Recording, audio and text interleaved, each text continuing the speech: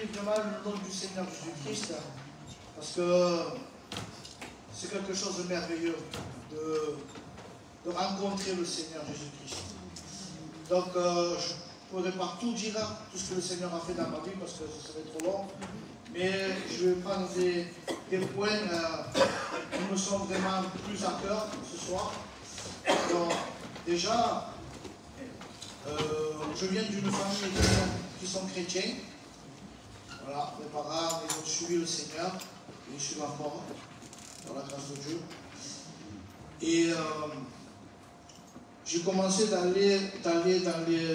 Mon nom disait le club du dimanche, avant, c'était... Et avec ma mère, on a commencé, et avec ma soeur Pamela, on a commencé dans une petite pièce à la rue Conti. C'était très petit. Mais je me rappelle encore, vous ne pouvez pas savoir la présence de Dieu qu'il y avait dans ce lieu. Et nous, on allait au club du dimanche, et c'était notre sœur Lucie qui nous racontait les histoires du Seigneur. Et tout ça, de petit, ça m'a marqué. Je savais que Dieu existait, mais je grandissais comme ça. Et j'aimais les choses de Dieu. Jusqu'à un moment où après, j'ai commencé à être adolescent. Et adolescent, je dis, ça ne m'intéressait plus, les choses de Dieu. Ça ne m'intéressait plus et je voulais connaître ce que le monde pouvait m'apporter. Alors bien sûr, vous savez, le monde nous apporte beaucoup de choses et aussi, on croit que c'est des bonnes choses, mais en fait non, c'est des mauvaises choses. Parce que quand on commence dans un engrenage d'aller dans le monde, ben, c'est très difficile après pour s'en sortir. Alors j'ai grandi comme ça, j'allais avec mes cousins, avec mon oncle aussi, qui nous prenait quand on était jeunes. On allait dans les boîtes de nuit, on a connu ça. Mais je me rappelle que les premières fois où j'allais en boîte de nuit, eh bien, je m'endormais. Et je me réveillais et mon cousin me dit, mais qu'est-ce que tu fais? Pourquoi tu dors comme ça? C'est pas le pour dormir. Et je dis, oui, c'est vrai. J'ai dit, après, c'est vrai que mon cousin, il me disait ça, et donc, une fois, deux fois, trois fois, après, c'était fini. C'est moi qui entraînais mes cousins pour partir toujours plus, et tout ça. Et j'étais un garçon qui aimait boire. À ma grande honte, j'aimais boire. Et je faisais les marchés avec mon père. Et en fait, je me croyais invincible. J'ai dit, moi, c'est moi, et tout le reste, après le reste, je m'en fous. Et à 18 ans, en pleine forme, moi j'étais bien, et bien, la maladie m'a touché. Alors, je n'ai pas compris, hein, parce que je sortais, j'étais rentré de boîte de nuit, le matin, il fallait que je me lève, sinon mon père, il m'aurait vraiment bien levé du lit. Alors j'y étais, mais j'étais pas pour marcher, j'étais pas bien. Et d'un coup, je lui dis, papa, je vais chercher le déjeuner. J'ai fait, il m'a dit, vas-y. Donc j'ai fait, je commence à manger mon déjeuner dans ma voiture. Normal. Et d'un coup, je me rappellerai toute ma vie, parce que c'est des choses qui marquent. Vous savez. Et d'un coup, ce bras, là, il partait dans tous les sens, comme ça. Je n'arrivais pas à le contrôler, ce bras. Et après, d'un coup, c'était cette jambe. Et après, c'était l'autre bras. Et après, c'était les quatre membres qui bougeaient. Mais je n'arrivais pas à le contrôler. Je dis, qu'est-ce que j'ai? Je suis fou, j'ai un problème, qu'est-ce que c'est ça? Je dis, c'est pas normal. Et je n'arrivais pas à le contrôler. Et après, c'est la mâchoire. La mâchoire était tordue ici, je vous promets. Elle était complètement tordue ici. Et juste, j'ai eu le temps de crier à mon père. Je dis, papa, que ça. Et mon père était venu, il m'a pris un poids, et après, je ne sais plus, c'était un trou noir. Je ne sais même plus, je me suis réveillé, j'étais à l'hôpital.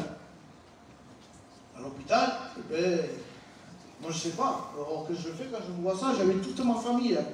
Oh, j'ai dit, c'est peut-être un truc important. Je voyais que tout le monde était devant moi et tout. J'ai dit, oui, c'est bien. J'ai dit, c'est important, quoi. Et le docteur dit pas ça. Et le docteur me dit, voilà, vous avez fait une crise d'épilepsie, mais très forte et très puissante. Alors là, je vous dis franchement, c'est comme si le ciel ou une maison me tombait vraiment sur la tête. J'ai dit, mais pourquoi ça peut arriver qu'à moi ça? À 18 ans, je suis en pleine forme, je veux faire ma vie, je ne demande rien à personne, et pourquoi il m'arrive ça? Et le docteur, ben, il dit là, vous allez prendre un cachet, mais à vie. C'est un cachet à vie. Et je ne vous dis pas, vous pouvez le rattraper, encore le revoir, c'est des crises. Et moi, comme j'étais passé par là, je dit, c'est pas possible. Il ne faut pas que j'ai ça. C'est pas possible. Il faut que il y a un moyen. Et moi, le moyen, je savais que c'était. C'était bien sûr, c'était Jésus-Christ. C'était le seul moyen. Et bon, on m'a mis plein de. On appelle ça des bouddhistes, la tête du tout. On m'a fait plein d'examens. Voilà. C'était vraiment la faute. Mais je vous dis franchement, je ne dormais pas des nuits. Je ne dormais pas des nuits, j'étais vraiment angoissé, j'étais pas bien, j'avais peur de conduire, j'avais peur de marcher, j'avais peur de tout. Alors, comment j'avais peur de tout, mon cousin, qui est comme mon frère, il était tout le temps près de moi, à côté de moi. Tout le temps en permanence avec moi. Mais ça, ce n'était pas une vie. Et ce que j'ai fait, un jour, je demande au Seigneur et je crie au Seigneur. Je dis, Seigneur, je sais que tu es vivant, mais Seigneur, guéris-moi de cette maladie, parce que je ne pourrais pas vivre comme ça, ce n'est pas possible. J'ai dit, guéris-moi de cette maladie, Seigneur. J'ai fait que cette prière. Mais écoutez, par le bon nom et par le sang de Jésus, j'étais guéri instantanément. Jamais plus, c'était je me rappellerai, c'était à l'année 1998. Depuis là, j'ai jamais plus fait une crise d'épilepsie. Jamais. Et j'ai jamais plus pris un cachet. Jamais. Le Seigneur m'avait guéri instantanément. Mais, malheureusement, comme on dit, qu'après on est bien, mais je retournais dans mes choses. Je retournais dans ma vie comme je faisais d'habitude. Mais là, quand même, dans ce qui m'est arrivé, ça m'avait marqué. Alors je m'étais couché, je dis un jour, mais moi je m'étais dit que jamais plus je ne toucherai plus une goutte d'alcool. Parce qu'en fait c'était l'alcool et de ne pas dormir. Ça m'avait fait ça. Alors moi j'avais dit c'est fini, je ne touche plus une goutte d'alcool. Et ça j'avais tenu. Mais j'ai quand même continué mon chemin comme ça. Et jusqu'à que je me marie, je venais aux églises, je venais à l'église parce que j'aimais les choses du Seigneur, mais je ne pouvais pas, c'était plus fort. Alors je me suis marié avec ma femme, après on a voulu avoir un enfant, et là aussi le Seigneur, le Seigneur il est bon, il est grand. Parce qu'il ne regarde pas à ce qu'on peut faire et à ce qu'on est. Mais le Seigneur, c'est qu'il regarde ça dans nos cœurs. Et lui, le Seigneur, il va plus loin. Nous, on ne voit pas des fois devant. On ne voit pas le bout de notre nez, mais lui, ce qu'il voit, il va toujours plus loin, le Seigneur. Et voilà, que ma femme tombe enceinte. Bon, impeccable. Impeccable, quoi. Toi, les bébés. Et à partir de 3-4 mois ou 5 mois, je ne me rappelle plus, il y avait un problème. Mon fils, il y avait un problème. Et on a fallu monter à Montpellier. On monte à Montpellier et on voit le professeur. Le professeur nous dit, bon, de toute façon, il y a un souci. Votre bébé, il a la trisomie 18. Qu'est-ce que c'est ça? Je me dis, qu'est-ce que c'est trisomie 18? J'ai dit, monsieur, c'est quoi trisomie 18? Elle me dit, vous connaissez la trisomie 21? J'ai dit, non. Mais vous savez, quand ils ont un peu, je ne sais pas comment dire l'expression, la 21, c'est quelqu'un qui est malade, qui est en retard. Et lui, c'est la 38. Mais lui, de toute façon, mais ici même, il vit maximum 1 an, il meurt. pas de. Oh, là, je me suis dit, oh, c'est bon. Et vous savez, le Seigneur, il m'a toujours mis un chrétien ou une chrétienne dans mon chemin. Toujours. Et là, j'ai dit, c'est pas possible. C'était à Montpellier, vous savez, dans les hôpitaux, il y a beaucoup de monde. Et bien là, à ce moment précis, eh bien, il y avait notre soeur, je me rappellerai toute ma vie, notre soeur Antoinette de Metz. Eh bien, elle était là pour faire un examen, je me rappelle plus. Eh bien, elle nous avait dit une parole. Si c'est la volonté de Dieu, que ton fils doit vivre, il vivra. Et si ce n'est pas la volonté du Seigneur, mais le Seigneur il le reprendra pour moi, même que je n'étais pas trop au Seigneur, moi, jamais j'aurais pu tuer mon fils. C'est pas possible ça. C'était pas dans nous. Et j'ai dit, Seigneur, je reporte, je vous dis franchement, j'étais vraiment pas bien. Et on s'en va. On s'en va. Et on va chez nous, on n'était pas bien. Et quelques temps après, il fallait remonter vraiment pour voir ses examens, pour voir l'évolution du bébé, parce qu'il devait naître sans rate, déformé. Voilà, c'était pas joli à voir.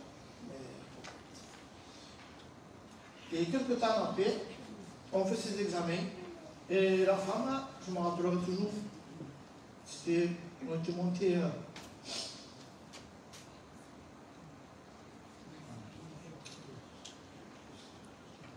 J'étais monté moi, ma femme et mon grand-père.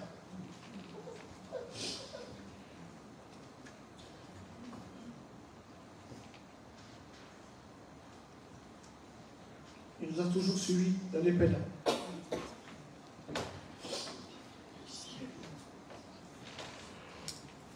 On laisse tout. C'était un homme que tout le temps il s'est toujours coupé pour nous. Dans les jours, comme dans les peines. Il nous a jamais laissé.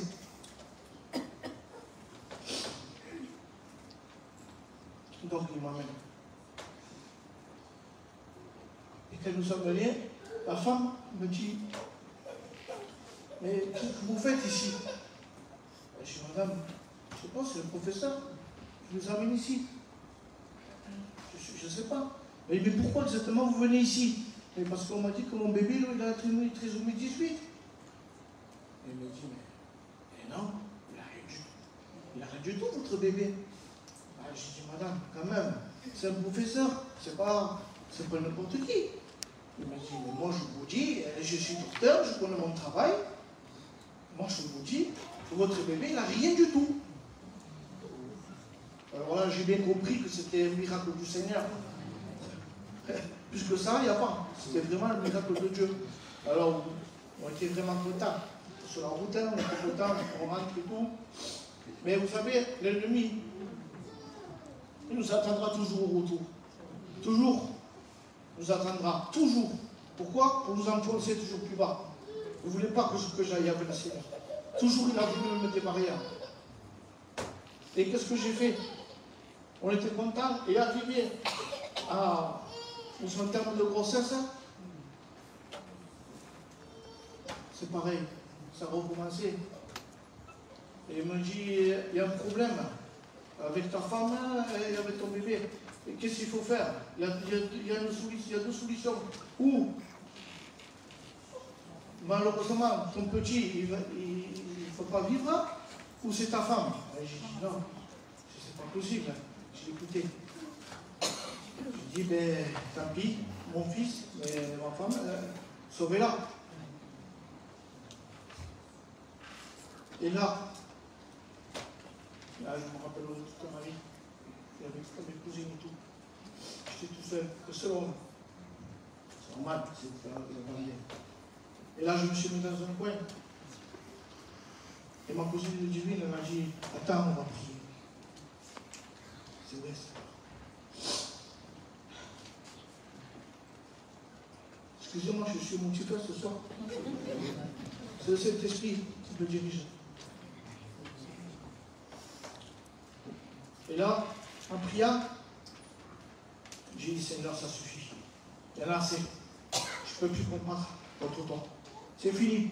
Je ne peux plus comprendre. J'ai dit, maintenant, Mais c'était pas longtemps, hein, je vous dis franchement, hein, c'était quelques mots. J'ai dit, Seigneur, j'en ai marre de combattre. Je ne peux plus combattre contre toi. Je sais que tu es tout puissant, mais je ne peux plus. Et là, je dis, Seigneur, moi, maintenant, je reconnais que tu es mon maître et mon sauveur. Je sais que tu es mort pour moi à la croix. Alléluia. Tu as versé ton sang pour moi. Et là, Seigneur, mon Dieu, je le sais. Je fais pas cette prière, Seigneur, pour que tu guérisses ma femme ou mes enfants. Mais déjà, je fais cette prière. Je te demande pardon pour tous mes péchés. Et quoi qu'il arrivera, je vais essayer de te suivre, Seigneur. Et je te suivrai. Et j'ai dit, tu fais ce que tu veux. Mais écoutez-moi. Pas le temps de finir la prière. J'ai rien compris. Je vous promets, j'ai rien compris. À mon tour, elle me dit, venez. C'est bon, tout s'est bien passé. Ça a été dangereux, mais tout s'est bien passé. Votre femme, elle va bien. Et votre fils aussi. Et là, j'avais compris que vraiment encore, le Seigneur, il a recommencé pour moi. Il m'a fait encore une grâce de plus. Alors j'ai dit, Seigneur, comment je ne peux pas? Je ne peux plus, Seigneur, te lâcher. Je suis obligé de m'accrocher à toi. Parce que c'est vrai, tu m'as fait voir ta puissance, parce qu'il n'y a que lui qui peut faire ça. Ni même l'argent, ni même l'or, ce que vous voulez ici-bas, ne pourra remplacer l'amour et la puissance de Jésus-Christ. Amen. Et pour vous dire, pour finir, moi, quand mon fils est là, j'ai essayé de tout mon cœur, avec ma compagne, de faire grandir mon fils dans les voies du Seigneur. Alors des fois, je comprends bien, vous savez, chez nous, j'ai des origines gitanes, je suis gitan. Et vous savez, les enfants chez nous, ils sont, voilà, faut qu'ils fassent leur vie. Il faut que ce soit, on va dire, des hommes. Mais en fait, ce n'est pas des hommes. Vous savez, à 13 et 14 ans, on n'est pas un homme. On est des enfants, on est des hommes. Et mon cousin, Laurent, il me disait, ah, tu vois, laisse-le un peu, tu le serres trop, tu l'enfermes trop. C'est pas bon pour lui ça. Je dis, mais Laurent, c'est pas moi. Je disais, c'est pas moi que vous aimez, c'est lui-même. C'est lui, il aime le Seigneur. Et ça s'est passé comme ça. Mais moi, ce que je savais, c'est que le Seigneur nous avait donné une parole. Et le Seigneur nous avait dit à ma compagne, cet enfant, il me servira. Après, je ne dis pas qu'il sera pasteur, tout ça, non. Juste tout simplement, le Seigneur nous avait dit, il me servira. Et donc moi, je me suis accroché à ça. Alors j'ai fait vraiment tout ce qui était dans mon domaine, dans les choses du Seigneur, pour vraiment que mon fils, voilà, maintenant je vois les fruits. Je bénis Dieu. Mon fils il a donné sa vie. Et, merci Seigneur, le Seigneur il a donné sa compagne qu'il lui faut, chrétienne. Et il vit heureux. Et ça, c'est le principal dans une vie. Mais le plus, c'est que je ne veux pas prendre trop de temps. Mais là, il y a dernièrement, j'ai eu le Covid, vous savez, ça vous ressemble. Et ça a été très difficile pour moi. Parce que je pensais que ça allait être comme tout le monde. Voilà, ça allait aller mieux. Mais ça a empiré. Ça a empiré. J'étais vraiment pas bien. Vraiment pas bien. Et je le dis parce que j'ai expérimenté. Et à une nuit, je ne me rappelle plus à quelle c'était de nuit. Là, je me suis senti partir. Là, je me suis senti partir, j'avais plus mes forces, j'avais plus rien. Et j'étais tout seul dans la chambre. Et il n'y avait rien. Et les gens, ma femme ne pouvait pas venir, c'était interdit une personne. Et même j'avais oublié ma Bible. Tellement qu'on était vite, mais heureusement que dans mon portable, j'avais la Bible dessus. Je vous dis ça parce que je vais vous expliquer pourquoi. Et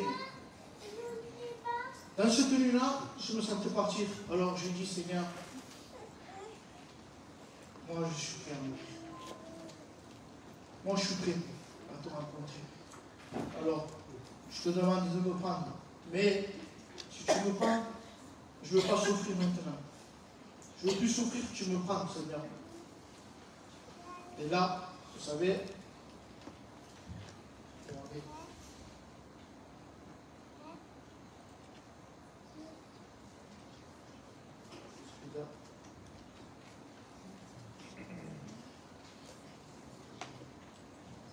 là, le Saint-Esprit, et je l'ai lu plusieurs fois, la Bible. Et c'est vrai que des fois, on va le lire, mais on n'y prend pas trop attention, des fois, aux paroles de Dieu. Parce que ça, la parole de Dieu, c'est la vérité. C'est vrai. Ce qui est marqué, c'est vrai. C'est pas faux. Ça a été expliqué de Dieu.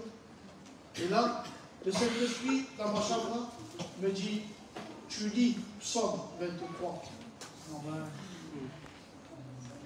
Alors, je vous dis franchement, j'ai tout rassemblé mes forces pour lire le psaume. Et il me dit, l'homme, lis le psaume 23, chapitre 4. Et il dit, quand je marche dans la vallée de l'ombre de la mort, je ne crains aucun mal. Car tu es avec moi, ta houlette et ton bâton me rassurent. Et bien là, j'ai compris que le Seigneur ne voulait pas me reprendre. Et moi, je lui dis, Seigneur, tu ne le reprends pas. Je le sais. J'ai dit, maintenant, Seigneur, je veux que tu me guérisses instantanément. Enlève-moi cette fièvre. Enlève-moi cette fièvre. Maintenant. Et bien, devant le Seigneur, que je le dis, dans l'heure même, j'avais plus de fièvre. Le Seigneur m'a enlevé toute la fièvre. Amen. Et c'est pour ça, si nous, on croit que Dieu, ce qu'il a fait il y a 2000 ans, c'est du passé, non, c'est pas du passé. Le Seigneur, ce qu'il fait, il peut le faire aujourd'hui encore. Ce qu'il a fait pour moi, il peut le faire à chacun d'entre vous. Parce que c'est un Dieu qui nous aime. Et c'est un Dieu qui ne nous regarde pas d'un mauvais œil ou quoi que ce soit. C'est un Dieu d'amour. C'est un Dieu de paix. Alors, peut-être qu'il y aura un appel, je ne sais pas, mais la meilleure vie, c'est Jésus. Amen. Ça, c'est la meilleure vie. Que le Seigneur vous bénisse.